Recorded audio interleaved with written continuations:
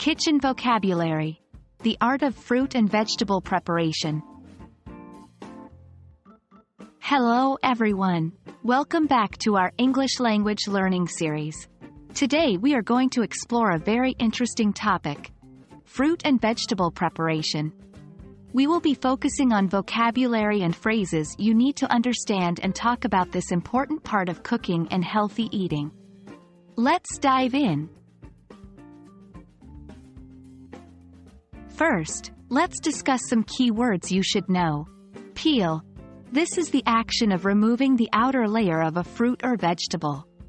For example, please peel the apples before baking them. Chop. To cut something into small pieces. For example, can you chop the onions for the soup? Slice.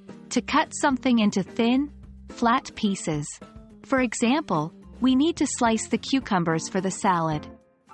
Dice. To cut into small cubes. For example, please dice the bell peppers for the stir-fry. Grate. To reduce something to small shreds by rubbing it on a grater. For example, we need to grate some carrots for the cake. Blend. To mix things together until they become a smooth liquid. For example, let's blend these fruits to make a smoothie. Now, let's see how to use these verbs with various fruits and vegetables. Peel a banana. This is how you would remove the skin from a banana. Chop potatoes. You might chop potatoes into pieces before boiling or baking them. Slice a tomato. You would slice a tomato if you were making a sandwich or a salad. Dice an onion. You would dice an onion to use it as an ingredient in many recipes. Grate a carrot.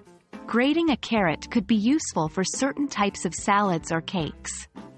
Blend strawberries. If you want to make a strawberry smoothie, you would need to blend strawberries. Finally, we will see how we can describe the entire process of preparing a fruit or vegetable. Let's use an apple as an example. First, I wash the apple. Then, I peel it, removing the skin. After that, I core it, which means removing the center part with the seeds. Finally, I slice the apple into thin pieces.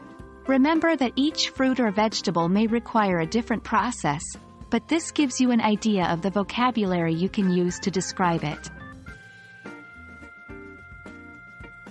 That's it for today's lesson.